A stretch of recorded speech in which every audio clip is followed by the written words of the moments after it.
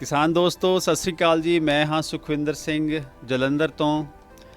ਅੱਜ ਦੀ ਜਿਹੜੀ ਆਪਣੀ ਇਹ ਵੀਡੀਓ ਹੈਗੀ ਆ, ਇਹ ਉਹਨਾਂ ਸਾਰੇ ਕਿਸਾਨ ਵੀਰਾਂ ਵਾਸਤੇ ਦਿਲਚਸਪੀ ਉਹਨਾਂ ਦੀ ਹੋਊਗੀ ਜਿਹੜੇ ਲੋਕ ਆਲੂ ਦੀ ਖੇਤੀ ਕਰਦੇ ਆ ਔਰ ਨਾਲ ਜੀਰੀ ਦੀ ਵੀ ਖੇਤੀ ਕਰਦੇ ਆ। ਮੇਰਾ ਕਹਿਣ ਤੋਂ ਭਾਵ ਹੈ ਕਿ ਜੀਰੀ ਦੀ ਕਟਾਈ ਤੋਂ ਬਾਅਦ ਆਲੂ ਦੀ ਬਿਜਾਈ ਕਰਦੇ ਆ। ਅਸਲ ਵਿੱਚ ਜਿਹੜੇ ਜ਼ਿਮੀਂਦਾਰਾਂ ਨੇ ਜੀਰੀ ਤੋਂ ਬਾਅਦ ਕਣਕ ਦੀ ਬਿਜਾਈ ਕਰਨੀ ਹੈ ਉਹਨਾਂ ਵਾਸਤੇ ਤਾਂ ਬਹੁਤ ਤਰ੍ਹਾਂ ਦੀਆਂ ਆਪਸ਼ਨਸ ਹੈਗੀਆਂ ਆ। ਹੈਪੀ ਸੀਡਰ ਹੈ, ਉਹਨਾਂ ਦੇ ਪਾਸ ਸੁਪਰ ਸੀਡਰ ਹੈ। ਉਸ ਤੋਂ ਬਾਅਦ ਦੇ ਵਿੱਚ ਕਈ ਇਹੋ ਜਿਹੇ ਸਿਸਟਮ ਆ ਚੁੱਕੇ ਜਿਹਦੇ ਵਿੱਚ ਉਹਨਾਂ ਨੂੰ ਕੋਈ ਜ਼ਿਆਦਾ ਮਸਲਾ ਨਹੀਂ ਹੁੰਦਾ। ਔਰ ਦੂਸਰੀ ਬਾਤ ਇਹ ਵੀ ਹੈਗੀ ਆ ਕਿ ਜਿਹੜੇ ਜੀਰੀ ਵਾਲੇ ਖੇਤ ਆ ਲਗਭਗ ਆਮ ਤੌਰ 'ਤੇ 20 ਤੋਂ 25 ਅਕਤੂਬਰ ਤੱਕ ਖਾਲੀ ਹੋ ਜਾਂਦੇ ਆ। ਔਰ ਕਣਕ ਦੀ ਜਿਹੜੀ ਬਿਜਾਈ ਆ ਉਹ 10 ਨਵੰਬਰ ਤੋਂ 4-5 ਦਿਨ ਅੱਗੇ ਪਿੱਛੇ ਕੀਤੀ ਜਾਂਦੀ। ਉਹਨਾਂ ਕੋਲ ਟਾਈਮ ਵੀ ਮਿਲ ਜਾਂਦਾ ਹੈਗਾ ਆਪਣੇ ਆਪ ਨੂੰ ਆਰਗੇਨਾਈਜ਼ ਕਰਨ ਦਾ, ਆਪਣੇ ਖੇਤ ਤਿਆਰ ਕਰਨ ਦਾ ਜਾਂ ਪਰਾਲੀ ਨੂੰ ਸੰਭਾਲਣ ਦਾ। ਪਰ ਮਸਲਾ ਹੈਗਾ ਆ ਬਹੁਤ ਵੱਡਾ, ਜਿਹੜੇ ਕਾਸ਼ਤਕਾਰ ਆਲੂ ਦੀ ਖੇਤੀ ਕਰਦੇ ਆ ਔਰ ਨਾਲ ਦੀ ਨਾਲ ਉਹ ਜੀਰੀ ਦਾ ਵੀ ਕੰਮ ਕਰਦੇ ਆ। ਹੁਣ ਜੀਰੀ ਨਾਲ ਖੇਤ 20 ਤੋਂ 25 ਅਕਤੂਬਰ ਤੱਕ ਖਾਲੀ ਹੁੰਦੇ ਆ ਅਤੇ ਉਸ ਤੋਂ ਬਾਅਦ ਵਿੱਚ ਵਿਗਿਆਨੀ ਕਹਿੰਦੇ ਆ ਕਿ ਜੀ ਤੁਸੀਂ ਹਰ ਹਾਲਤ ਦੇ ਵਿੱਚ 30 ਅਕਤੂਬਰ ਤੱਕ ਬਿਜਾਈ ਕਰ ਦਿਓ। ਔਰ ਅਗਰ ਬੀਜ ਦੀ ਫਸਲ ਆ ਫਿਰ ਤਾਂ ਇਹ ਕਿਹਾ ਜਾਂਦਾ ਕਿ 20 ਅਕਤੂਬਰ ਤੱਕ ਬੀਜ ਦੀ ਫਸਲ ਹਰ ਹਾਲਤ ਵਿੱਚ ਬੀਜੀ ਜਾਣੀ ਚਾਹੀਦੀ ਹੈ। ਹੁਣ ਮਸਲਾ ਇਹ ਹੈਗਾ ਕਿ ਇੰਨੇ ਘੱਟ ਸਮੇਂ ਦੇ ਵਿੱਚ ਆਪਾਂ ਪਰਾਲੀ ਨੂੰ ਸੰਭਾਲਣਾ ਅਤੇ ਖੇਤ ਤਿਆਰ ਕਰਨੇ ਅਤੇ ਆਲੂ ਦੀ ਬਿਜਾਈ ਕਰਨੀ, ਇਸ ਮਸਲੇ ਨੂੰ ਸਮਝਣ ਵਾਸਤੇ ਅੱਜ ਸਾਡੇ ਨਾਲ ਦੋ ਕਿਸਾਨ ਵੀਰ ਸਰਦਾਰ ਗੁਰਦੀਪ ਸਿੰਘ ਜੀ ਅਤੇ ਸਰਦਾਰ ਇੰਦਰਜੀਤ ਸਿੰਘ ਜੀ ਪਿੰਡ ਲੱਖਾ, ਜ਼ਿਲ੍ਹਾ ਲੁਧਿਆਣਾ ਜਗਰਾਉਂ ਤੋਂ ਆਏ ਹੋਏ ਆ। ਆਪਾਂ ਇਹਨਾਂ ਨਾਲ ਗੱਲਬਾਤ ਕਰਕੇ ਇਹ ਸਮਝਣ ਦੀ ਕੋਸ਼ਿਸ਼ ਕਰਾਂਗੇ ਕਿ ਜ਼ਿਮੀਂਦਾਰ ਪਰਾਲੀ ਨੂੰ ਸੰਭਾਲਣ ਲਈ ਇਹ ਕੀ ਕੁਛ ਕਰ ਰਹੇ ਨੇ। ਗੁਰਦੀਪ ਸਿੰਘ ਜੀ ਸਤਿ ਸ਼੍ਰੀ ਅਕਾਲ ਜੀ। ਡਾਕਟਰ ਸਾਹਿਬ ਸਤਿ ਸ਼੍ਰੀ ਅਕਾਲ ਜੀ। ਇੰਦਰਜੀਤ ਜੀ ਸਤਿ ਸ਼੍ਰੀ ਅਕਾਲ ਜੀ। ਡਾਕਟਰ ਸਤਿ ਸ਼੍ਰੀ ਅਕਾਲ ਜੀ। ਗੁਰਦੀਪ ਜੀ, ਮੈਨੂੰ ਪਹਿਲਾਂ ਤਾਂ ਸਭ ਤੋਂ ਇਹ ਦੱਸੋ ਤੁਸੀਂ ਕਿ ਤੁਸੀਂ ਆਲੂ ਦੀ ਬੜੀ ਅੱਛੀ ਕਾਸ਼ਤ ਕਰਦੇ ਹੋ, ਨਵੀਆਂ ਜਿਹੜੀਆਂ ਤਕਨੀਕਾਂ ਉਹਨਾਂ ਨੂੰ ਅਪਣਾਉਣ ਦੀ ਕੋਸ਼ਿਸ਼ ਕਰ ਰਹੇ ਹੋ। ਤੁਸੀਂ ਆਪਣੇ ਖੇਤਾਂ ਦੇ ਵਿੱਚ ਜਿਹੜਾ ਝੋਨੇ ਦੀ ਜਾਂ ਜੀਰੀ ਦੀ ਪਰਾਲੀ ਆ ਉਹਨੂੰ ਅੱਗ ਲਾਉਂਦੇ ਹੋ ਜਾਂ ਉਹਨੂੰ ਕਿਸੇ ਤਰੀਕੇ ਨਾਲ ਖੇਤ ਦੇ ਵਿੱਚ ਹੀ ਉਹਨੂੰ ਵਾਹੁੰਦੇ ਹੋ? ਤੁਹਾਡੀ ਕੀ ਪ੍ਰੈਕਟਿਸ ਆ? ਡਾਕਟਰ ਸਾਹਿਬ ਜੀ, ਅਸੀਂ ਅੱਜ ਤੋਂ 4-5 ਸਾਲ ਪਹਿਲਾਂ ਅੱਗ ਲਾਉਂਦੇ ਹੁੰਦੇ ਸੀ ਜੀ। ਜਦੋਂ ਦੇ ਅਸੀਂ ਸਾਇੰਟਿਸਟਾਂ ਦੇ ਸੰਪਰਕ 'ਚ ਆਏ ਹਾਂ, CPRI ਆਉਣ ਲੱਗੇ ਹਾਂ, ਉਸ ਤੋਂ ਬਾਅਦ ਜਦੋਂ ਸਾਨੂੰ ਦੱਸਿਆ ਪਰਾਲੀ ਦੇ ਫਾਇਦੇ ਵੀ ਇਹ ਨੇ ਵੀ ਇਹਨੂੰ ਜਲਾਉਣਾ ਨਹੀਂ ਚਾਹੀਦਾ, ਪਰ ਅਸੀਂ ਉਸ ਤੋਂ ਨਿਸ਼ਚਾ ਕਰ ਲਿਆ ਕਿ ਅਸੀਂ ਪਰਾਲੀ ਨੂੰ ਕਦੇ ਵੀ ਅੱਗ ਨਹੀਂ ਲਾਵਾਂਗੇ। ਇਹ ਤੁਹਾਨੂੰ ਕੀ ਲੱਗਦਾ ਜਦੋਂ ਤੋਂ ਤੁਸੀਂ ਪਰਾਲੀ ਵਾਹੁਣੀ ਸ਼ੁਰੂ ਕੀਤੀ ਆ ਖੇਤ ਦੇ ਵਿੱਚ ਹੀ, ਜਦੋਂ ਮਤਲਬ ਅੱਗ ਲਾਉਣੀ ਬੰਦ ਕੀਤੀ ਆ, ਕੀ ਤੁਹਾਨੂੰ ਉਹਦਾ ਕੋਈ ਖਾਸ ਤੁਹਾਨੂੰ ਫਾਇਦਾ ਨਜ਼ਰ ਆਇਆ ਜਾਂ ਤੁਹਾਨੂੰ ਲੱਗਦਾ ਕਿ ਵਾਧੂ ਦਾ ਖਲਜਗਣ ਹੀ ਆ? ਡਾਕਟਰ ਸਾਹਿਬ, ਜਦੋਂ ਤੋਂ ਅਸੀਂ ਅੱਗ ਬੰਦ ਕਰੀ ਆ ਉਸ ਦਿਨ ਤੋਂ ਸਾਡੇ ਜਿਹੜਾ ਆਲੂਆਂ ਦੀ ਆ ਜਿਹੜੀ ਉਹ ਪੈਦਾਵਾਰ ਵਧੀ ਆ। ਠੀਕ ਹੈ। ਔਰ ਸਾਡੀ ਜੀਰੀ ਨੂੰ ਵੀ ਫਰਕ ਪਿਆ। ਔਰ ਅਸੀਂ ਉਸ ਤੋਂ ਆਲੂਆਂ ਤੋਂ ਬਾਅਦ ਮੂੰਗੀ ਦੀ ਫਸਲ ਕਰਦੇ ਹਾਂ। ਉਹ ਮੂੰਗੀ ਦੀ ਫਸਲ ਦੇ ਵੀ ਝਾੜ ਦੇ ਵਿੱਚ ਸਾਡੀ ਪੈਦਾਵਾਰ ਦੇ ਵਿੱਚ ਫਰਕ ਪਿਆ। ਇਹਦਾ ਮਤਲਬ ਇਹ ਹੋ ਗਿਆ ਕਿ ਇਹ ਜਿਹੜਾ ਤੁਸੀਂ ਜਦੋਂ ਤੋਂ ਫਿਰ ਪਰਾਲੀ ਨੂੰ ਵਿੱਚ ਮੈਨੇਜ ਕਰਨਾ ਸ਼ੁਰੂ ਕੀਤਾ, ਤੁਹਾਨੂੰ ਲਗਭਗ ਹਰ ਇੱਕ ਫਸਲ ਦੇ ਵਿੱਚ ਫਾਇਦਾ ਹੀ ਨਜ਼ਰ ਆਇਆ ਹੈ। ਦੂਸਰੇ ਜ਼ਿਮੀਂਦਾਰ ਵੀ ਸਾਨੂੰ ਆ ਕੇ ਇਹੀ ਦੱਸਦੇ ਆ। ਇੰਦਰਜੀਤ ਜੀ, ਮੈਂ ਤੁਹਾਨੂੰ ਪੁੱਛਣਾ ਚਾਹੁੰਦਾ ਸੀਗਾ ਕਿ ਜਿਹੜੇ ਮੁੱਖ ਤੌਰ 'ਤੇ ਜਿਹੜਾ ਪਰਾਲੀ ਨੂੰ ਸੰਭਾਲਣ ਦੇ ਕਿਹੜੇ ਤਰੀਕੇ ਜ਼ਿਮੀਂਦਾਰ, ਆਪਾਂ ਤੁਹਾਡੇ ਨਾਲ ਗੱਲਬਾਤ ਕਰਕੇ ਇਹ ਜਾਣਨ ਦੀ ਕੋਸ਼ਿਸ਼ ਕਰ ਰਹੇ ਕਿ ਜ਼ਿਮੀਂਦਾਰ ਕੀ ਕੁਛ ਕਰ ਰਹੇ ਨੇ, ਤਾਂ ਕਿ ਅਗਰ ਕਿਸੇ ਨੂੰ ਕਿਸੇ ਤਰੀਕੇ ਦਾ ਨਹੀਂ ਪਤਾ ਉਹ ਸਮਝ ਸਕੇ, ਔਰ ਦੂਸਰਾ ਇਹ ਚਰਚਾ ਨਾਲ ਆਪਾਂ ਅੰਡਰਸਟੈਂਡ ਕਰ ਸਕੀਏ ਕਿ ਇਹਦੇ ਕੀ ਫਾਇਦੇ ਨੇ ਅਤੇ ਕਿਹੜੇ ਤਰੀਕਿਆਂ ਨਾਲ ਜੀਰੀ ਆਮ ਤੌਰ 'ਤੇ ਜ਼ਿਮੀਂਦਾਰ ਸੰਭਾਲਦਾ ਆ, ਜੀਰੀ ਦੀ ਪਰਾਲੀ, ਉਹ ਜ਼ਿਮੀਂਦਾਰ ਜਿਹੜਾ ਆਲੂ ਦੀ ਖੇਤੀ ਕਰਦਾ। ਸਭ ਤੋਂ ਵਧੀਆ ਤਰੀਕਾ ਤਾਂ ਹੈਗਾ ਜੀ ਪਰਾਲੀ ਵਿੱਚ ਵਾਹੁਣ ਦਾ। ਠੀਕ ਹੈ। ਜੇ ਜ਼ਿਮੀਂਦਾਰ ਨਹੀਂ ਕਰ ਸਕਦੇ, ਖੇਚਲ ਮੰਨਦੇ ਆ, ਤਾਂ ਉਹ ਗੰਢਾਂ ਬੰਨ੍ਹ ਕੇ ਵੀ ਪਰਾਲੀ ਦਾ ਹੱਲ ਹੋ ਸਕਦਾ। ਜਾਣੀ ਕਿ ਸਭ ਤੋਂ ਵਧੀਆ ਰਿਜ਼ਲਟ ਬਹੁਤ ਜ਼ਿਆਦਾ ਵਧੀਆ ਵਾ ਪਰਾਲੀ ਵਿੱਚ ਵਾਹੁਣ ਦੇ। ਇਹਦਾ ਮਤਲਬ ਇਹ ਹੋ ਗਿਆ ਕਿ ਆਪਾਂ ਅੱਗ ਦੀ ਤੇ ਗੱਲ ਹੀ ਨਾ ਕਰੀਏ। ਤਰੀਕੇ ਮੁੱਖ ਤੌਰ 'ਤੇ ਦੋ ਬਚੇ। ਇੱਕ ਹੋ ਗਿਆ ਇਹ ਗੱਠਾਂ ਬਣਾ ਕੇ ਚੁਕਵਾ ਦੇਣੀਆਂ, ਉਹ ਜਿਹੜੇ ਲੋਕ ਵੀ ਜਿਵੇਂ ਵੀ ਵਰਤਦੇ ਉਹਦੇ। ਦੂਸਰਾ ਤਰੀਕਾ ਇਹ ਹੋ ਗਿਆ ਕਿ ਆਪਾਂ ਉਹਨੂੰ ਕੁਤਰਾ ਕਰਕੇ ਉਹਨੂੰ ਕੱਟ ਕੇ ਖੇਤ ਦੇ ਵਿੱਚ ਹੀ ਰਲਾਈਏ। ਅੱਛਾ, ਮੈਨੂੰ ਇਹ ਦੱਸੋ ਕਿ ਜਿਹੜਾ ਗੱਠਾਂ ਬਣਾ ਕੇ ਚੁਕਾਉਣ ਵਾਲਾ ਕੰਮ ਹੈਗਾ ਆ, ਉਸ ਕੰਮ ਦੇ ਉੱਤੇ ਕਿੰਨਾ ਤਾਂ ਟਾਈਮ ਲੱਗਦਾ ਹੈਗਾ ਆ? ਟਾਈਮ ਦਾ ਮਤਲਬ ਇਹ ਹੈਗਾ, ਆਪਾਂ ਇਹ ਮੰਨ ਕੇ ਚੱਲੀਏ ਵੀ ਆਪਾਂ 1 ਤਰੀਕ ਨੂੰ ਆਪਾਂ ਕੰਬਾਈਨ ਚਲਾ ਦਿੱਤੀ ਔਰ ਕਿੰਨੀ ਤਰੀਕ ਤੱਕ ਗੱਠਾਂ ਬਣ ਕੇ ਚੁੱਕੀਆਂ ਜਾਣਗੀਆਂ ਤੇ ਕਿੰਨੀ ਤਰੀਕ ਨੂੰ ਤੁਸੀਂ ਆਲੂ ਦੀ ਬਿਜਾਈ ਕਰ ਲੋਗੇ? ਇੱਕ ਸਵਾਲ ਤਾਂ ਮੇਰਾ ਇਹ ਆ, ਤੇ ਦੂਸਰਾ ਇਹਦੇ ਨਾਲ ਹੀ ਸਵਾਲ ਇਹ ਹੈਗਾ ਕਿ ਇਸ ਸਾਰੇ ਕੰਮ ਦੇ ਉੱਤੇ ਕਿੰਨਾ ਖਰਚੇ ਦਾ ਮਤਲਬ ਹੋ ਗਿਆ ਕਿ ਕਿੰਨਾ ਖਰਚਾ ਆਪਾਂ ਪੈਸੇ ਖਰਚਣੇ ਪੈਂਦੇ ਤੇ ਕਿੰਨਾ ਡੀਜ਼ਲ ਲੱਗਦਾ ਹੈਗਾ ਲੀਟਰਾਂ ਦੇ ਵਿੱਚ। ਇਹ ਦੋ ਚੀਜ਼ਾਂ ਦੱਸੋ ਗੱਠਾਂ ਦੇ ਮਾਮਲੇ 'ਚ। ਗੱਠਾਂ ਦੇ ਮਾਮਲੇ ਦੇ ਵਿੱਚ ਜੀ, ਜਿੱਦਾਂ ਆਪਾਂ 1 ਤਰੀਕ ਨੂੰ ਜੀਰੀ ਵੱਢਦੇ ਆ, ਉਸ ਤੋਂ ਬਾਅਦ 2 ਤਰੀਕ ਨੂੰ ਕਰਚੇ ਵੱਢੇ ਜਾਣੇ ਆ। ਕਰਚਿਆਂ ਤੋਂ ਬਾਅਦ ਉਸ ਨੂੰ 2-3 ਦਿਨਾਂ ਬਾਅਦ ਫੇਰ ਫਰੋਲਿਆ ਜਾਣਾ। ਫਰੋਲ ਕੇ ਉਸ ਤੋਂ ਬਾਅਦ ਜੋ ਕਰਚੇ ਜਮਾਂ ਸੁੱਕ ਕੇ 5-6 ਦਿਨ ਬਾਅਦ ਗੱਠਾਂ ਵੱਜਦੀਆਂ ਉਹਨਾਂ ਦੀਆਂ ਜੀ। ਉਸ ਤੋਂ ਬਾਅਦ ਦੇ ਵਿੱਚ ਉਹਦਾ ਗੱਠਾਂ ਦਾ ਵੀ ਖਰਚਾ, ਅੱਡ ਮਸ਼ੀਨਾਂ, ਅੱਡ ਏਰੀਏ ਦਾ ਖਰਚਾ, ਕਿਤੇ 1000, 1500, 2000 ਤੱਕ ਉਹਦਾ ਖਰਚਾ ਵਾ। ਮਸ਼ੀਨ ਦਾ ਗੱਠਾਂ ਬੰਨ੍ਹਣ ਦਾ ਮਸ਼ੀਨ ਵਾਲਾ ਲੈਂਦਾ। ਉਸ ਤੋਂ ਬਾਅਦ ਦੇ ਵਿੱਚ 25 ਤੋਂ 35 ਲੀਟਰ ਤੱਕ ਡੀਜ਼ਲ ਦਾ ਖਰਚਾ ਵਾ ਪੈਲੀ ਤਿਆਰ ਕਰਨ ਦੇ ਵਿੱਚ। ਤੇ ਗੰਢਾਂ ਬੰਨ੍ਹਣ ਤੋਂ ਪਹਿਲਾਂ ਕਰਚੇ ਵੱਢਣ ਤੇ ਵੀ ਖਰਚਾ ਜੀ, 500-600 ਰੁਪਏ ਦਾ ਡੀਜ਼ਲ ਉਹ 'ਤੇ ਵੀ ਲੱਗਦਾ, 2 ਵਾਰੀ ਵੱਢ ਕੇ ਫਰੋਲਣੇ ਆ। ਉਸ ਤੋਂ ਬਾਅਦ ਦੇ ਵਿੱਚ 2000-1500 ਗੰਢਾਂ ਬੰਨ੍ਹਣ ਦਾ ਖਰਚਾ। ਉਸ ਤੋਂ ਬਾਅਦ ਦੇ ਵਿੱਚ 25 ਤੋਂ 35 ਲੀਟਰ ਦੇ ਵਿੱਚ ਪੈਲੀ ਤਿਆਰ ਕਰਨ, ਆਲੂ ਬੀਜਣ ਤੋਂ ਪਹਿਲਾਂ ਡੀਜ਼ਲ ਤੇ ਮੱਚ ਜਾਂਦਾ ਜੀ। ਅੱਛਾ, ਮੈਂ ਇਹ ਸਮਝਿਆ ਕਿ ਵੀ ਮੰਨ ਲਓ ਮੋਟੇ ਜਿਹੇ ਤੌਰ ਤੇ 500 ਦਾ ਖਰਚਾ ਤਾਂ ਹੋ ਗਿਆ, 500-600 ਦਾ ਖਰਚਾ ਹੋ ਗਿਆ ਕਰਚੇ ਵੱਢਣ ਦਾ, ਔਰ ਉਸ ਤੋਂ ਬਾਅਦ ਦੇ ਵਿੱਚ 1.5 ਤੋਂ 2000 ਆਪਾਂ ਮਸ਼ੀਨ ਵਾਲਿਆਂ ਨੂੰ ਦੇਣਾ ਜਿਨ੍ਹਾਂ ਨੇ ਗੱਠਾਂ ਬਣਾ ਕੇ ਲੈ ਕੇ ਜਾਣੀਆਂ ਆ, ਔਰ ਉਸ ਤੋਂ ਅੱਗੇ ਹੈਗਾ ਕਿ 25 ਤੋਂ ਲੈ ਕੇ 35 ਲੀਟਰ ਡੀਜ਼ਲ ਖੇਤ ਤਿਆਰ ਕਰਨ ਤੇ ਲੱਗਣਾ ਆ। ਉਹਦੇ ਵਿੱਚ ਬਿਜਾਈ ਵੀ ਵਿੱਚੇ ਆ ਜਾਂਦੀ ਹੈ। ਹਾਂਜੀ, ਬਿਜਾਈ ਵਿੱਚ ਹੀ ਆ ਜਾਂਦੀ ਹੈ ਜੀ। ਤੇ ਇਹ ਮੋਟੇ ਜਿਹੇ ਤੌਰ ਤੇ ਇਹ ਖਰਚਾ ਹੋ ਗਿਆ। ਵੀ ਤੁਸੀਂ ਇਹ ਕਹਿ ਸਕਦੇ ਕਿ 2000 ਤੋਂ 2500 ਰੁਪਏ ਤੇ ਗੱਠਾਂ ਚੁਕਵਾਉਣ ਤੱਕ ਦਾ ਹੋ ਗਿਆ, ਬਾਕੀ 25 ਤੋਂ 35 ਲੀਟਰ ਜਿਹੜਾ ਡੀਜ਼ਲ ਲੱਗਣਾ ਹੋਇਆ। ਔਰ ਜੇ ਮੰਨ ਲਓ ਆਪਾਂ ਇਹ ਉਦਾਹਰਣ ਵਾਸਤੇ ਕਹਿੰਦੇ ਆ ਕਿ 1 ਤਰੀਕ ਨੂੰ ਅਗਰ ਆਪਾਂ ਜਿਹੜੀ ਪਰਾਲੀ ਖੇਤ ਵਿੱਚ ਆਪਣੀ ਜੀਰੀ ਕੱਟੀ ਗਈ ਤੇ ਕਿੰਨੀ ਤਰੀਕ ਨੂੰ ਆਪਾਂ ਆਲੂ ਬੀਜ ਸਕਦੇ ਹਾਂ ਇਸ ਮੈਥਡ ਨਾਲ? 8 ਤੋਂ 10 ਦਿਨ ਜੀ। ਇਹਦਾ ਮਤਲਬ ਹੋ ਗਿਆ ਕਿ ਆਪਾਂ ਨੂੰ 8 ਤੋਂ 10 ਦਿਨ ਦੀ ਇੱਕ ਬ੍ਰੈਕਟ ਚਾਹੀਦੀ, ਟਾਈਮ ਚਾਹੀਦਾ ਹੈਗਾ ਆ ਜੀਰੀ ਕੱਟਣ ਤੋਂ ਬਾਅਦ ਆਲੂ ਦੀ ਬਿਜਾਈ ਦਾ, ਅਗਰ ਆਪਾਂ ਛੇਤੀ ਤੋਂ ਛੇਤੀ ਵੀ ਕੰਮ ਕਰਾਂਗੇ। ਠੀਕ ਹੈ ਜੀ। ਗੁਰਦੀਪ ਜੀ, ਹੁਣ ਤੁਸੀਂ ਇਹ ਦੱਸੋ ਜਿਹੜਾ ਤੁਹਾਡਾ ਤਰੀਕਾ ਹੈਗਾ ਆ ਜਿਹਦੇ ਵਿੱਚ ਤੁਸੀਂ ਕਰਚਿਆਂ ਨੂੰ ਵਿੱਚੇ ਹੀ ਵਾਹੁੰਦੇ ਆ, ਉਹ ਇੱਕ ਵਾਰੀ ਇੱਕ ਵਿਸਥਾਰ 'ਚ ਦੱਸੋ ਵੀ ਉਹਦਾ ਤਰੀਕਾ ਕੀ ਹੈ, ਕਿਹੜੇ ਉਹਦੇ ਵਿੱਚ ਪ੍ਰੋਸੈਸ ਕਰਦੇ ਆ ਤੇ ਉਹਦੇ ਵਿੱਚ ਟੋਟਲ ਡੀਜ਼ਲ ਖਰਚਾ ਕਿੰਨਾ ਹੈ? ਸਰ, ਜਦੋਂ ਅਸੀਂ ਵੱਢਦੇ ਹਾਂ ਜੀਰੀ, ਅਸੀਂ ਕੰਬਾਈਨ ਲੈਂਦੇ ਹਾਂ SMS ਵਾਲੀ। ਠੀਕ ਹੈ ਜੀ। ਉਹਦੇ ਨਾਲ ਵੱਢ ਕੇ ਅਸੀਂ ਮਗਰੀ ਮਲਚਰ ਚਲਾ ਦਿੰਦੇ ਹਾਂ ਨਾਲ ਦੀ ਨਾਲ ਹੀ। ਮਲਚਰ ਹੋਣ ਤੋਂ ਬਾਅਦ ਅਸੀਂ ਰੂਟਾਵੇਟਰ ਕਰਦੇ ਹਾਂ ਉੱਤੋਂ ਦੀ, ਕਿਉਂਕਿ ਉਹ ਪਰਾਲੀ ਨਹੀਂ ਥੱਬੇ ਬਣਦੇ ਆ ਜਦੋਂ ਅਸੀਂ ਪਲਾਓ ਮਾਰਦੇ ਹਾਂ ਵੀ, ਉਹਨੂੰ ਅਸੀਂ ਰੂਟਾਵੇਟਰ ਕਰਕੇ ਉਸ ਤੋਂ ਬਾਅਦ ਅਸੀਂ MB ਪਲਾਓ ਕਰਦੇ ਹਾਂ। ਉਸ ਤੋਂ ਬਾਅਦ ਪਲਾਉਣ ਤੋਂ ਬਾਅਦ ਅਸੀਂ ਫਿਰ ਰੂਟਾਵੇਟਰ ਮਾਰਦੇ ਹਾਂ ਉੱਪਰ। ਰੂਟਾਵੇਟਰ ਤੋਂ ਬਾਅਦ ਅਸੀਂ ਜਿਹੜੇ ਆਮ ਆਪਣੇ ਸਾਦੇ ਹਲ ਨੇ 2 ਵਾਰੀ ਉਹਨਾਂ ਨਾਲ ਵਾਹ ਕੇ ਉਹਨੂੰ ਬਾਹਣ ਨੂੰ ਸੁਕਾਉਂਦੇ ਆ 1 ਅੱਧਾ ਦਿਨ, ਜੇ ਜ਼ਿਆਦਾ ਗਿੱਲਾ ਤਾਂ ਉਸ ਤਰੀਕੇ ਦੇ ਨਾਲ। ਤੇ ਉਸ ਤੋਂ ਬਾਅਦ ਅਸੀਂ ਰੂਟਾਵੇਟਰ ਮਾਰ ਦਿੰਦੇ ਆ ਜੀ ਹਲ ਵਾਹੁਣ ਤੋਂ ਬਾਅਦ। ਤੇ ਰੂਟਾਵੇਟਰ ਮਾਰ ਕੇ ਨਾਲ ਦੀ ਨਾਲ ਅਸੀਂ ਬਿਜਾਈ ਕਰਦੇ ਆ। ਅਸੀਂ ਜਾਣੀ ਜ਼ਿਆਦਾ ਬਿਜਾਈ ਆ ਜਿਹੜੀ ਉਹ ਬੈੱਡ ਤੇ ਕਰਦੇ ਆ ਜੀ। ਠੀਕ ਹੈ।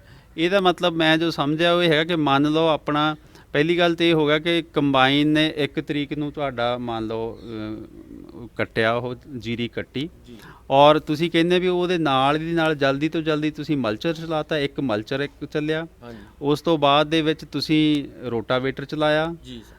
ਉਸ ਤੋਂ ਬਾਅਦ ਦੇ ਵਿੱਚ ਪਲਾਓ ਚਲਾਇਆ ਤੁਸੀਂ, ਪਲਾਓ ਤੋਂ ਬਾਅਦ ਫਿਰ ਇੱਕ ਰੋਟਾਵੇਟਰ, ਪਲਾਓ ਤੋਂ ਬਾਅਦ ਹਾਂਜੀ ਪਲਾਓ ਤੋਂ ਬਾਅਦ ਰੋਟਾਵੇਟਰ। ਉਸ ਤੋਂ ਅੱਗੇ ਅਸੀਂ ਜਿਹੜੇ ਆਮ ਆਪਣੇ ਹਲ ਨੇ ਸਾਦੇ ਟਰੈਕਟਰ ਵਾਹੁੰਦੇ ਆਪਾਂ, ਉਹਨਾਂ ਨਾਲ 2 ਵਾਰੀ ਵਾਹ ਦਿੰਦੇ ਅਸੀਂ ਪੈਲੀ ਨੂੰ। ਠੀਕ ਹੈ। ਤੇ ਉਹ 2 ਵਾਰ ਵਾਹ ਕੇ ਉਸ ਤੋਂ ਬਾਅਦ ਅਸੀਂ ਜਦੋਂ ਮਤਲਬ ਬੀਜਦੇ ਹਾਂ ਆਲੂ, ਤਾਂ ਉਹਦੇ ਮੂਹਰੇ ਅਸੀਂ ਰੋਟਾਵੇਟਰ ਚਲਾ ਦਿੰਦੇ ਹਾਂ ਜੀ। ਠੀਕ ਹੈ। ਇਹ ਜਿਹੜਾ ਰੋਟਾਵੇਟਰ ਬੀਜਣ ਤੋਂ ਜਸਟ ਪਹਿਲਾਂ ਚਲਾਉਂਦੇ ਉਹਦਾ ਕੀ ਮਕਸਦ ਹੈ? ਉਹਦਾ ਮਕਸਦ ਇਹ ਹੈ ਜੀ, ਜਿਵੇਂ ਕਿ ਆਪਣੀ ਜ਼ਮੀਨ ਵਾਹੀ ਪਈ ਆ, ਠੀਕ ਹੈ, ਉਹ ਸੁੱਕੀ ਮਿੱਟੀ ਉੱਪਰ ਹੋ ਜਾਂਦੀ ਹੈ ਜਦੋਂ ਧੁੱਪ ਲੱਗਦੀ ਹੈ ਉਹਨੂੰ। ਜਦੋਂ ਰੂਟਾਵੇਟਰ ਚਲਾਉਂਦੇ ਆ ਤਾਂ ਉਹ ਜਿਹੜੀ ਮਿੱਟੀ ਗਿੱਲੀ ਸੁੱਕੀ ਸਾਰੀ ਮਿਕਸ ਹੋ ਜਾਂਦੀ ਆ। ਆਲੂ ਗਿੱਲੇ ਮਿੱਟੀ ਦੇ ਉੱਪਰ ਹੀ ਡਿੱਗਦਾ ਤੇ ਗਿੱਲੀ ਮਿੱਟੀ ਉੱਪਰ ਉਹਦੇ ਪੈਂਦੀ ਆ। ਇਹਦਾ ਮਤਲਬ ਹੋ ਗਿਆ ਕਿ ਆਲੂ ਦਾ ਬੀਜ ਜਿੱਥੇ ਬੀਜਣਾ ਉਹਦੇ ਆਲੇ ਦੁਆਲੇ ਪ੍ਰੋਪਰ ਨਮੀ ਆ ਜਾਂਦੀ, ਤੁਹਾਡਾ ਕਹਿਣ ਦਾ ਮਤਲਬ? ਹਾਂਜੀ, ਨਮੀ ਆ ਜਾਂਦੀ ਆ ਉਹਦੇ ਪ੍ਰੋਪਰ ਸਾਰੇ ਆਲੂ ਦੇ ਨਾਲ। ਅੱਛਾ, ਦੂਸਰਾ ਸਵਾਲ ਇਹ ਹੈ ਕਿ ਵੀ ਇਹ ਜਿਹੜਾ ਸਾਰੀ ਇੰਨੀਆਂ ਤੁਹਾਡਾ ਪਲਾਓ ਚਲਾਉਣਾ, ਰੋਟਾਵੇਟਰ ਚੱਲ ਗਿਆ, ਕਈ ਵਾਰੀ ਟਿੱਲਰ ਚੱਲ ਗਿਆ ਉਹਦੇ ਉੱਤੇ, ਇਸ ਸਾਰੇ ਪ੍ਰੋਸੈਸ ਦੇ ਵਿੱਚ ਕਿੰਨਾ ਡੀਜ਼ਲ ਤੁਹਾਡਾ ਪ੍ਰਤੀ ਏਕੜ ਲੱਗ ਜਾਂਦਾ? ਸਾਡਾ ਇਹ ਡੀਜ਼ਲ ਜੀ 35 ਤੋਂ 45 ਲੀਟਰ ਤੱਕ ਬਿਜਾਈ ਹੋ ਜਾਂਦੀ ਹੈ ਜੀ। ਕਈ ਜ਼ਿਮੀਂਦਾਰ ਕਹਿੰਦੇ 50 ਤੱਕ ਵੀ ਅਸੀਂ ਪਹੁੰਚ ਜਾਂਦੇ ਆ। ਚਲੋ ਕੋਈ ਗੱਲ ਨਹੀਂ, ਲੇਕਿਨ ਇਹ ਹੋ ਗਿਆ ਕਿ ਉਹਦੇ ਵਿੱਚ ਤੁਹਾਡੀ ਜਿਹੜੀ ਪਰਾਲੀ ਸੀਗੀ ਸਾਰੀ ਤੁਹਾਡੀ ਖੇਤ ਦੇ ਵਿੱਚ ਹੀ ਇੱਕ ਤਰ੍ਹਾਂ ਦਾ ਇੱਕ ਉਹ ਵਿੱਚ ਰਲ ਗਈ, ਤੇ ਉਹਦੇ ਅਲੱਗ ਫਾਇਦੇ ਹੈਗੇ। ਉਹ ਜਿਵੇਂ ਤੁਸੀਂ ਪਹਿਲਾਂ ਦੱਸਿਆ ਵੀ ਉਹਨਾਂ ਪੈਦਾਵਾਰ ਵੀ ਵੱਧਦੀ ਆ, ਉਹਨਾਂ ਮਿੱਟੀ ਵੀ ਭੁਰਭੁਰੀ ਹੋ ਜਾਂਦੀ ਹੈਗੀ ਆ, ਤੇ ਤੁਹਾਨੂੰ ਇੱਕ ਤਸੱਲੀ ਵੀ ਰਹਿੰਦੀ ਆ ਕਿ ਵੀ ਮੈਂ ਅੱਗ ਨਹੀਂ ਲਾਈ। ਇੱਕ ਬੰਦੇ ਜਿਹੜੇ ਲੋਕ ਅੱਗ ਲਾਉਂਦੇ ਉਹਨਾਂ ਦੇ ਵਿੱਚ ਬੜੀ ਹੀਣ ਭਾਵਨਾ ਆਉਂਦੀ ਹੈ ਕਿ ਅਸੀਂ ਅੱਗ ਲਗਾ ਰਹੇ ਹਾਂ ਯਾਰ, ਅਸੀਂ ਗਲਤ ਕੰਮ ਕਰ ਰਹੇ ਹਾਂ। ਦੂਸਰਾ ਮੈਂ ਪੁੱਛਣਾ ਚਾਹੁੰਦਾ ਸੀਗਾ ਕਿ ਇਹ ਜਿਹੜਾ ਸਾਰਾ ਤੁਸੀਂ ਕੰਮ ਕਰਦੇ ਹੋ, ਤੁਹਾਡੇ ਵਾਲਾ ਤਰੀਕਾ ਆ, ਅਗਰ 1 ਤਰੀਕ ਨੂੰ ਆਪਣੀ ਕਟਾਈ ਹੋਈ ਆ ਜੀਰੀ ਦੀ, ਤੇ ਕਿੰਨੀ ਤਰੀਕ ਨੂੰ ਉਸ ਖੇਤ ਦੇ ਵਿੱਚ ਆਲੂ ਦੀ ਬਿਜਾਈ ਤੁਸੀਂ ਕਰ ਦਿੰਦੇ ਹੋ? ਇਹ ਡਾਕਟਰ ਸਾਹਿਬ ਜਦੋਂ ਅਸੀਂ 1 ਤਰੀਕ ਨੂੰ ਵੱਢ ਲਈ ਜੀਰੀ, ਅਸੀਂ 4 ਦਿਨ ਬਾਅਦ ਵੀ ਬਿਜਾਈ ਕਰ ਦਿੰਦੇ ਹਾਂ। ਠੀਕ ਹੈ, ਯਾਨੀ 4 ਤਰੀਕ ਨੂੰ ਅਸੀਂ ਬਿਜਾਈ ਕਰਨੀ ਸ਼ੁਰੂ ਵੀ ਕਰ ਦਿੰਦੇ। ਠੀਕ ਹੈ, ਨਾਲ ਦੀ ਨਾਲ ਜੇ ਸਾਰਾ ਮਤਲਬ ਚਲਾ ਕੇ ਸਿਸਟਮ ਜਿੰਨਾ ਵੀ ਆਪਣਾ ਮਲਚਰ ਵਗੈਰਾ ਪਲੋ ਵਗੈਰਾ, ਤੇ ਅਸੀਂ ਮਤਲਬ 4 ਤਰੀਕ ਤੱਕ ਬਿਜਾਈ 4-5 ਦਿਨ ਬਾਅਦ ਬਿਜਾਈ ਕਰ ਦਿੰਦੇ ਹਾਂ। ਅਗਰ ਆਪਾਂ ਹੁਣ ਜਿਹੜਾ ਇੱਕ ਗੱਠਾਂ ਵਾਲਾ ਤਰੀਕਾ ਸੀ ਦੱਸਿਆ ਸੀਗਾ ਇੰਦਰਜੀਤ ਹੁਣਾਂ ਨੇ, ਤੁਸੀਂ ਦੱਸਿਆ ਜਿਹੜਾ ਕਰਚੇ ਵਿੱਚ ਵਾਹੁਣ ਵਾਲਾ, ਜੇ ਉਹਨਾਂ ਵਿੱਚ ਦੇਖਿਆ ਜਾਵੇ ਤਾਂ ਇਹਦਾ ਮਤਲਬ ਇਹ ਹੋ ਗਿਆ ਕਿ ਇਹਨਾਂ ਨੇ ਦੱਸਿਆ 30 ਕੁ ਲੀਟਰ ਡੀਜ਼ਲ ਪਲੱਸ 20 ਤੋਂ 2500 ਦਾ ਖਰਚਾ। ਠੀਕ ਹੈ ਜੀ। ਤੁਸੀਂ ਦੱਸਿਆ ਕਿ ਲਗਭਗ 45 ਕੁ ਲੀਟਰ ਡੀਜ਼ਲ ਉੱਪਰ ਦੂਸਰਾ ਖਰਚਾ ਤੁਹਾਡਾ ਸ਼ਾਇਦ 200-300 ਦਾ ਹੋਰ ਹੋਊਗਾ, ਤੇ ਇਹਦਾ ਮਤਲਬ ਜੇ ਦੋਨਾਂ ਦਾ ਆਪਾਂ ਇਹ ਦੇਖਿਆ ਜਾਈਏ ਖਰਚਾ ਲਗਭਗ ਸੇਮ ਹੋ ਗਿਆ, ਲਗਭਗ ਸੇਮ ਹੋ ਗਿਆ। ਲੇਕਿਨ ਤੁਹਾਡੇ ਕੇਸ ਦੇ ਵਿੱਚ ਇਹ ਹੋ ਗਿਆ ਕਿ ਤੁਸੀਂ ਤੁਹਾਡੀ ਜਿਹੜੀ ਸਾਰੀ ਪਰਾਲੀ ਆ ਉਹ ਮਿੱਟੀ ਦੇ ਵਿੱਚ ਰਲ ਗਈ, ਔਰ ਰਲ ਕੇ ਕੀ ਆ ਕਿ ਜ਼ਮੀਨ ਨੂੰ ਜ਼ਿਆਦਾ ਉਪਜਾਊ ਬਣਾਊਗੀ। ਹੁਣ ਮੈਂ ਇਹ ਪੁੱਛਣਾ ਚਾਹੁੰਦਾ ਵੀ ਕੁਝ ਲੋਕ ਅਜੇ ਵੀ, ਜਿਵੇਂ ਤੁਸੀਂ ਦੱਸਿਆ ਸੀਗਾ ਕਿ ਅਜੇ ਵੀ ਅੱਗ ਲਾਉਂਦੇ ਪਰਾਲੀ ਨੂੰ, ਕੀ ਉਹ ਪਰਾਲੀ ਦਾ ਅੱਗ ਲਾਉਣਾ ਇੱਕ ਆਦਤ ਹੀ ਬਣ ਗਈ ਆ, ਜਾਂ ਤੁਸੀਂ ਉਹਦੇ ਵਿੱਚ ਤੁਹਾਨੂੰ ਕੀ ਨੁਕਸਾਨ ਮੇਨ ਕੀ ਲੱਗਦਾ? ਚਲੋ ਅੱਗ ਲੱਗਣ ਨਾਲ ਇੱਕ ਤਾਂ ਚੀਜ਼ ਹੋ ਗਈ ਕਿ ਬਈ ਉਹ ਤੁਹਾਡਾ ਸਾਰਾ ਉਹ ਤੁਹਾਡਾ ਜਾਇਆ ਚਲਾ ਗਿਆ, ਉਹ ਜਿਹੜਾ ਤੁਹਾਡਾ ਜੈਵਿਕ ਮਾਦਾ ਸੀਗਾ ਜਿਹਨੇ ਆਰਗੈਨਿਕ ਕਾਰਬਨ ਤੁਹਾਡੀ ਵਧਾਉਣੀ ਸੀ, ਉਹ ਸਾਰਾ ਵੇਸਟ ਹੋ ਗਿਆ, ਅੱਗ ਲਗਾ ਦਿੱਤੀ, ਔਰ ਹੀਣ ਭਾਵਨਾ ਸਮਾਜ ਦੇ ਵਿੱਚ ਹੀ ਤੁਸੀਂ ਧੌਣ ਨੀਵੀਂ ਕਰਕੇ ਚੱਲਦੇ ਹੋ।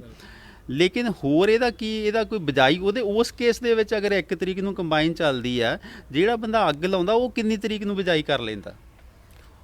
ਉਹ ਲਗਭਗ ਡਾਕਟਰ ਸਾਹਿਬ ਹਫਤਾ ਤਾਂ ਉਹਨੂੰ ਲੱਗ ਜਾਂਦਾ ਜੀ, ਹਫਤਾ 7-8 ਦਿਨ ਲੱਗ ਜਾਂਦੇ ਆ, ਕਿਉਂਕਿ ਜਦੋਂ ਉਹਨੇ ਰੀਪਰ ਮਾਰਿਆ, ਕਰਚੇ ਵੱਢੇ, ਉਸ ਤੋਂ ਬਾਅਦ ਉਹਨੇ ਫਿਰ ਰੀਪਰ ਮਾਰਨਾ ਸੁਕਾਉਣ ਲਈ, ਉਸ ਤੋਂ ਬਾਅਦ 5 ਦਿਨ ਤਾਂ 4 ਦਿਨ ਕਰਚੇ ਵੱਢ ਕੇ ਰੱਖਣੇ ਪੈਂਦੇ ਨੇ, ਉਸ ਤੋਂ ਬਾਅਦ ਖੇਤ ਵੀ ਤਿਆਰ ਕਰਨਾ ਵਾ, ਤੇ ਜਾਣੀ ਹਫਤਾ ਤਾਂ ਉਹਨਾਂ ਨੂੰ ਵੀ ਲੱਗ ਜਾਂਦਾ ਜਿਨ੍ਹਾਂ ਨੇ। ਇਸ ਦਾ ਮਤਲਬ ਹੋ ਗਿਆ 2 ਚੀਜ਼ਾਂ ਹੋ ਗਈਆਂ, ਇੱਕ ਹੋ ਗਿਆ ਟਾਈਮ ਦੀ ਗੱਲ, ਇੱਕ ਹੋ ਗਈ ਡੀਜ਼ਲ ਖਰਚੇ ਤੇ ਟੋਟਲ ਖਰਚੇ। ਹੁਣ ਜਿਹੜਾ ਤੁਹਾਡਾ ਗੱਠਾਂ ਵਾਲਾ ਖਰਚਾ, ਗੱਠਾਂ ਵਾਲਾ ਤਰੀਕਾ ਸੀਗਾ, ਉਹਦੇ ਵਿੱਚ 7 ਤੋਂ 8ਵੇਂ ਦਿਨ ਜਾ ਕੇ ਬਿਜਾਈ ਹੋਣੀ ਆ, ਟਾਈਮ ਵਾਲੀ ਜਿਹੜੀ ਗੱਲ ਹੋ ਗਈ, ਲਗਭਗ ਖਰਚਾ ਉਹਦੇ ਵਿੱਚ ਉਹੋ ਹੀ ਹੋ ਗਿਆ। ਤੁਸੀਂ ਸਮਝੋ 45 ਲੀਟਰ ਤੋਂ ਲੈ ਕੇ 50 ਲੀਟਰ ਦੇ ਡੀਜ਼ਲ ਦੇ ਲਗਭਗ ਬਰਾਬਰ ਦਾ ਜਾਂ ਉਸ ਤੋਂ ਵੀ ਵੱਧ ਖਰਚਾ ਹੋ ਗਿਆ, ਟੋਟਲ ਖਰਚਾ। ਹਾਂ, ਔਰ ਕੀ ਹੋਇਆ ਕਿ ਤੁਹਾਡੀ ਜਿਹੜਾ ਸੋਨਾ ਸੀਗਾ, ਤੁਹਾਡੀ ਪਰਾਲੀ ਸੀਗੀ, ਉਹ ਉਠਾ ਕੇ ਕੋਈ ਲੈ ਗਿਆ। ਠੀਕ ਹੈ। ਜਿਹੜਾ ਗੱਠਾਂ ਵਾਲਾ ਤਰੀਕਾ ਸੀਗਾ, ਉਹ ਦੂਸਰਾ ਤਰੀਕਾ ਸੀ ਤੁਹਾਡਾ ਕਰਚੇ ਵਾਹੁਣ ਵਾਲਾ, ਉਹਦੇ ਵਿੱਚ ਕੀ ਹੋ ਗਿਆ ਕਿ ਕਰਚੇ ਤੁਹਾਡੇ ਖੇਤ ਵਿੱਚ ਰਹਿ ਗਏ, ਖਰਚਾ ਗੱਠਾਂ ਵਾਲੇ ਦੇ ਬਰਾਬਰ ਹੋ ਗਿਆ ਤੁਹਾਡਾ, ਤੇ ਤੁਸੀਂ ਇਹਨਾਂ ਨਾਲੋਂ ਹੋ ਸਕਦਾ 4 ਦਿਨ ਪਹਿਲਾਂ ਬਿਜਾਈ ਵੀ ਕਰ ਲਵੋ। ਬਿਜਾਈ ਵੀ ਪਹਿਲਾਂ ਕਰ ਲਵੋ। ਤੇ ਹੋਰ ਵੀ ਗੱਲ ਆਈ ਡਾਕਟਰ ਸਾਹਿਬ ਇਹਦੇ ਵਿੱਚ, ਜਿਹੜਾ ਕਿਸਾਨ ਵੀਰਾਂ ਨੂੰ ਮੈਂ ਬੇਨਤੀ ਕਰਨੀ ਚਾਹੁੰਦਾ, ਜਿਹੜਾ ਅਸੀਂ 3 ਸਾਲ ਇੱਕ ਮਤਲਬ ਏਕੜ ਨੂੰ ਤਜਰਬਾ ਕਰਕੇ ਦੇਖ ਲੈਣ ਲਗਾਤਾਰ, ਤੁਹਾਡਾ 1 ਸਾਲ ਦੇ ਲਈ ਜੇ ਡੀਜ਼ਲ ਵੀ ਆਪਣਾ 15 ਲੀਟਰ ਵੱਧ ਮੱਚ ਗਿਆ ਤਾਂ 1 ਸਾਲ ਲਈ ਖਾਦਾਂ ਦਾ ਖਰਚਾ ਵੀ ਘਟ ਜਾਂਦਾ ਜੀ। ਸਾਰਾ ਕੈਲਕੂਲੇਟ ਕਰਕੇ ਦੇਖੀਏ, ਇੱਕ ਤਾਂ ਅਸੀਂ ਆਪਣੇ ਖੇਤ ਦੇ ਵਿੱਚ ਰੂੜੀ ਪਾ ਲਈ, ਠੀਕ ਹੈ ਜੀ, ਇੱਕ ਨੰਬਰ 2 ਤੇ ਸਾਡਾ ਸਾਰੇ ਸਾਲ ਦਾ ਖਾਦਾਂ ਦਾ ਖਰਚਾ ਘਟ ਜਾਣਾ। ਮੈਨੂੰ 4-5 ਸਾਲ ਹੋ ਗਏ ਸਾਨੂੰ ਕੰਮ ਕਰਦਿਆਂ ਨੂੰ, ਸਾਡਾ ਖਾਦਾਂ ਦਾ ਖਰਚਾ ਬਹੁਤ ਜ਼ਿਆਦਾ ਘਟ ਗਿਆ। ਸਾਨੂੰ ਨਹੀਂ ਲੱਗਦਾ ਵੀ ਸਾਡਾ ਡੀਜ਼ਲ ਫੁੱਕ ਰਿਹਾ ਜਾਂ ਸਾਡਾ ਟਾਈਮ ਵੇਸਟ ਹੋ ਰਿਹਾ, ਤੇ ਅਸੀਂ ਜਿੰਨੀ ਵੀ ਕੈਲਕੂਲੇਸ਼ਨ ਕਰੀ ਆ ਤੇ ਸਾਡਾ ਸਾਰਾ ਖਰਚਾ ਬਹੁਤ ਜ਼ਿਆਦਾ ਘਟ ਗਿਆ ਜੀ। ਅਸੀਂ ਅੱਧੀਆਂ ਖਾਦਾਂ ਪਾਉਂਦੇ ਆ ਜੀ। ਅੱਛਾ, ਚਲੋ ਇਹ ਦੱਸੋ ਵੀ ਡੀਏਪੀ ਕਿੰਨੇ ਪਾਉਂਦੇ ਆ? ਅਸੀਂ ਡੀਏਪੀ ਪਹਿਲਾਂ ਪਾਉਂਦੇ ਸੀਗੇ ਜੀ 4 ਬੈਗ, ਤੇ ਹੁਣ ਕਿੰਨੀ ਪਾਉਂਦੇ ਆ? ਹੁਣ ਅਸੀਂ ਜੀ 2.5 ਬੈਗ 3 ਬੈਗ, ਤੇ ਅਸੀਂ ਜਿਵੇਂ ਕੋਈ ਨਵਾਂ ਵਾਹਣ ਆ ਸਾਡਾ, ਮੰਨ ਕੇ ਚੱਲੋ ਅਸੀਂ ਠੇਕੇ ਤੇ ਵੀ ਲੈਂਦੇ ਆ ਜਿਹੜੀ ਪੈਲੀ, ਨਵਾਂ ਵਾਹਣ ਆ ਉੱਥੇ ਅਸੀਂ 3 ਵੀ ਪਾਉਂਦੇ ਆ ਜੀ। ਜਿਹੜਾ ਅਸੀਂ ਸੀਡ ਤਿਆਰ ਕਰਦੇ ਆ, ਜਦੋਂ ਦੇ ਅਸੀਂ CPRI ਦੇ ਸੰਪਰਕ 'ਚ ਆਏ ਆ, ਉਹ ਸੀਡ ਦੇ ਵਿੱਚ ਅਸੀਂ 2 ਬੈਗ ਹੀ DAP ਦੇ ਪਾਉਂਦੇ ਆ, ਜਦੋਂ ਕਿ ਅਸੀਂ ਉੱਥੇ ਵੀ 4 ਬੈਗ ਪਹਿਲਾਂ ਪਾਉਂਦੇ ਸੀਗੇ, ਉਹ ਅਸੀਂ ਘਟਾਤੇ ਆ।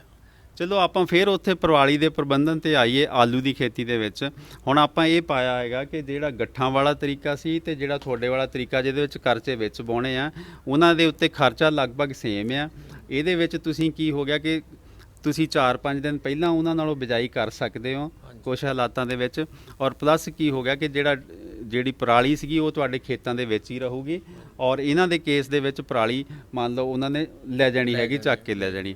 ਔਰ ਰਹੀ ਗੱਲ ਅੱਗ ਲਾਉਣ ਵਾਲਿਆਂ ਦੀ, ਅੱਗ ਲਾਉਣ ਵਾਲਿਆਂ ਦਾ ਇਹ ਹੋ ਗਿਆ ਕਿ ਬਈ ਪਰਾਲੀ ਵੀ ਗਈ, ਠੀਕ ਹੈ ਜੀ, ਤੇ ਨਮੋਸ਼ੀ ਵੀ ਰਹੀ ਸਮਾਜ ਦੇ ਵਿੱਚ, ਤੇ ਦੂਸਰਾ ਇਹ ਆ ਕਿ ਉਹਨਾਂ ਦਾ ਖਰਚਾ ਓਵਰਆਲ ਹੋ ਸਕਦਾ 1000 ਰੁਪਈਆ ਘੱਟ ਹੋ ਜਾਵੇ ਤੁਹਾਡੇ ਨਾਲੋਂ, ਪਰ ਇਹ ਆ ਕਿ ਉਹਨਾਂ ਦੇ ਫਿਰ ਉਹ ਜਿਹੜੀ ਪਰਾਲੀ ਦੇ ਫਾਇਦਿਆਂ ਤੋਂ ਉਹ ਵੰਚਿਤ ਰਹਿ ਜਾਣਗੇ। 1500 ਰੁਪਏ ਦਾ ਜੀ ਫਰਕ ਆ ਖਰਚੇ ਦਾ, ਉਹਨਾਂ ਦਾ ਸਾਡੇ ਨਾਲੋਂ ਫਰਕ ਪੈ ਜਾਂਦਾ। ਠੀਕ ਹੈ, ਜ਼ਿਆਦਾ ਨਹੀਂ, 15 ਲਾ ਲਓ, 2000 ਰੁਪਈਆ ਲਾ ਲਓ, ਪਰ ਲੇਕਿਨ ਜਿਹੜਾ ਬਾਅਦ ਦਾ ਸਾਲ ਦਾ ਜਿਹੜਾ ਨਾ ਜ਼ਿਮੀਂਦਾਰ ਉਹ ਨਹੀਂ ਦੇਖ ਰਿਹਾ ਜੀ।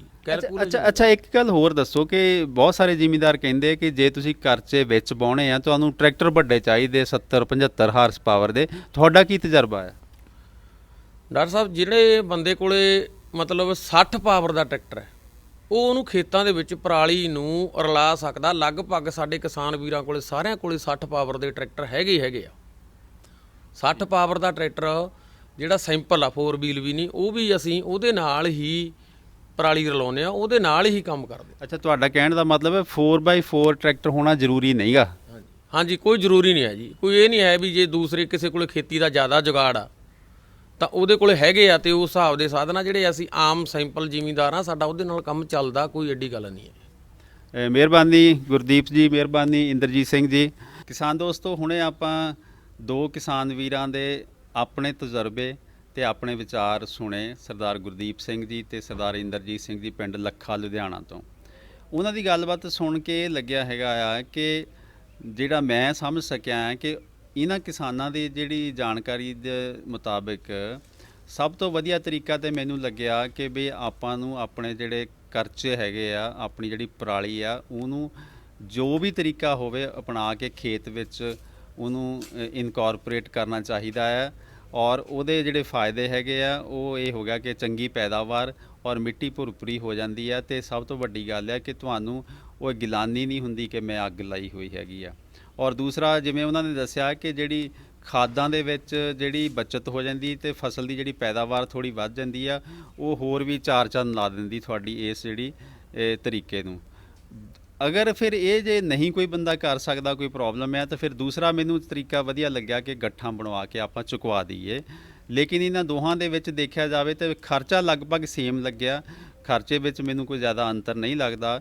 ਹੋ ਸਕਦਾ ਸ਼ਾਇਦ ਗੱਠਾਂ ਵਾਲੇ ਤਰੀਕੇ 'ਚ ਆਪਾਂ ਨੂੰ 500-400 ਵੱਧ ਹੀ ਖਰਚਣਾ ਪੈ ਜਾਵੇ ਅਗਰ ਟੋਟਲ ਡੀਜ਼ਲ ਦਾ ਅਤੇ ਦੂਸਰਾ ਖਰਚਾ ਸਾਰਾ ਰਲਾ ਦਈਏ। ਅਤੇ ਤੀਸਰੀ ਗੱਲ ਰਹੀ ਕਿ ਬਈ ਜਿਹੜਾ ਅੱਗ ਲਾਉਣ ਦੀ ਤਾਂ ਆਪਾਂ ਗੱਲ ਹੀ ਨਾ ਕਰੀਏ, ਉਹ ਤਾਂ ਘਾਟੇ ਦਾ ਹੀ ਸੌਦਾ ਲੱਗਦਾ ਹੈ। ਹਾਂ, ਇਹ ਜ਼ਰੂਰ ਹੈਗਾ ਕਿ ਜਿਹੜਾ ਤਰੀਕਾ ਪਰਾਲੀ ਨੂੰ ਕੱਟ ਕੇ ਵਿੱਚ ਵਾਹੁਣ ਵਾਲਾ, ਉਹਦੇ ਵਿੱਚ ਛੋਟੇ ਜ਼ਿਮੀਂਦਾਰ ਨੂੰ ਸਮੱਸਿਆ ਹੋ ਸਕਦੀ ਹੈ ਜਿਨ੍ਹਾਂ ਕੋਲ ਟਰੈਕਟਰ ਛੋਟੇ ਆ, ਮਸ਼ੀਨਰੀ ਘੱਟ ਆ। ਅਤੇ ਮੈਨੂੰ ਲੱਗਦਾ ਕਿ ਜਿਹੜੇ ਵਿਗਿਆਨੀ ਹੈਗੇ ਆ ਜਾਂ ਖੇਤੀਬਾੜੀ ਯੂਨੀਵਰਸਿਟੀ ਦੇ ਜਿਹੜੇ ਖੋਜੀ ਹੈਗੇ, ਉਹਨਾਂ ਨੂੰ ਛੋਟੇ ਜ਼ਿਮੀਂਦਾਰਾਂ ਵਾਸਤੇ ਜ਼ਰੂਰ ਸੋਚਣਾ ਪਊਗਾ ਕਿ ਉਹਨਾਂ ਨੂੰ ਆਪਾਂ ਕੀ ਆਲਟਰਨੇਟਿਵਸ ਦੇ ਸਕਦੇ ਹਾਂ ਤਾਂ ਕਿ ਉਹ ਵੀ ਆਰਾਮ ਨਾਲ ਆਪਣੀ ਪਰਾਲੀ ਨੂੰ ਸੰਭਾਲ ਸਕਣ। ਅਤੇ ਜਿਹੜੀ ਅੱਗ ਵਾਲੀ ਗੱਲ ਹੈ, ਅੱਗ ਵਾਲੀ ਗੱਲ 'ਤੇ ਮੈਨੂੰ ਐਂ ਲੱਗਦਾ ਕਿ ਵੀ ਸ਼ਾਇਦ ਹੁਣ ਹੋਰ ਸਾਲ 2 ਸਾਲਾਂ ਤੱਕ 3 ਸਾਲਾਂ ਤੱਕ ਇਹ ਤਾਂ ਇੱਦਾਂ ਲੱਗਿਆ ਕਰੂਗੀ ਜੇ ਪੁਰਾਣੇ ਜ਼ਮਾਨੇ ਦੀ ਗੱਲ ਹੈ। ਔਰ ਲੋਕ ਜਿਹੜੇ ਅੱਗ ਲਾਉਣ ਵਾਲੇ ਆ ਉਹਨਾਂ ਨੂੰ ਹੌਲੀ ਹੌਲੀ ਇਸ ਸਮਾਜ ਦੇ ਵਿੱਚ ਵੀ ਸ਼ਰਮਸਾਰ ਹੋਣਾ ਪੈਂਦਾ ਆ, ਲੋਕਾਂ ਨੂੰ ਵੀ ਬੁਰਾ ਲੱਗਦਾ ਆ। ਹੁਣ ਤਾਂ ਸਕੂਲਾਂ ਦੇ ਬੱਚੇ ਹੀ ਕਹਿਣ ਲੱਗ ਪਏ ਕਿ ਪਾਪਾ ਬੰਦ ਕਰੋ, ਬਹੁਤ ਕੁਛ ਹੋ ਗਿਆ। ਅਤੇ ਲੱਗਦਾ ਹੌਲੀ ਹੌਲੀ ਇਹ ਤਕਨੀਕਾਂ ਦੇ ਵਿੱਚ ਹੋਰ ਸੁਧਾਰ ਹੋਊਗਾ ਅਤੇ ਆਪਾਂ ਅੱਗ ਲਾਉਣ ਵਰਗੀ ਜਿਹੜੀ ਇਹ ਬਿਲਕੁਲ ਨਾਮੁਰਾਦ ਇੱਕ ਚੀਜ਼ ਹੈਗੀ ਉਹ ਤੋਂ ਹਮੇਸ਼ਾ ਲਈ ਛੁਟਕਾਰਾ ਪਾ ਲਵਾਂਗੇ। ਅਤੇ ਇਸ ਵੀਡੀਓ ਬਾਰੇ ਮੈਂ ਚਾਹੂੰਗਾ ਕਿ ਜਿਹੜੀ ਅੱਜ ਤੱਕ ਦੀ ਗੱਲਬਾਤ ਹੈ, ਅੱਜ ਤੱਕ ਜੋ ਜ਼ਿਮੀਂਦਾਰ ਕਰਦੇ ਉਹ ਆਪਾਂ ਜਾਣਨ ਦੀ ਕੋਸ਼ਿਸ਼ ਕੀਤੀ ਹੈ, ਪਰ ਉਹ ਕਿਸਾਨ ਵੀਰ ਜਿਹੜੇ ਹੋਰ ਇਸ ਤੋਂ ਵਧੀਆ ਤਜਰਬੇ ਕਰਦੇ ਨੇ, ਹੋਰ ਵਧੀਆ ਜਾਣਕਾਰੀ ਰੱਖਦੇ ਨੇ, ਮੈਂ ਚਾਹੁੰਦਾ ਉਹ ਜ਼ਰੂਰ ਕਮੈਂਟ ਬਾਕਸ ਦੇ ਵਿੱਚ ਆਪਣੇ ਵਿਚਾਰ ਰੱਖਣ ਔਰ ਨਾਲ ਦੀ ਨਾਲ ਹੋ ਸਕੇ ਤਾਂ ਆਪਣਾ ਫ਼ੋਨ ਨੰਬਰ ਛੱਡ ਦੇਣ। ਅਸੀਂ ਉਹਨਾਂ ਨੂੰ ਕਾਲ ਬੈਕ ਕਰਕੇ ਵੀ ਉਹਨਾਂ ਨਾਲ ਇਸ ਵਿਸ਼ੇ 'ਤੇ ਚਰਚਾ ਕਰਨਾ ਚਾਹਾਂਗੇ। ਉਹਨਾਂ ਨਾਲ ਅਸੀਂ ਇੰਟਰਵਿਊ ਵੀ ਕਰ ਸਕਦੇ ਹਾਂ। ਜੋ ਲੋਕ ਸੋਚਦੇ ਕਿ ਉਹਨਾਂ ਦੇ ਕੋਲ ਕੋਈ ਹੋਰ ਵਧੀਆ ਤਰੀਕਾ ਹੈਗਾ ਪਰਾਲੀ ਦੇ ਪ੍ਰਬੰਧਨ ਦਾ।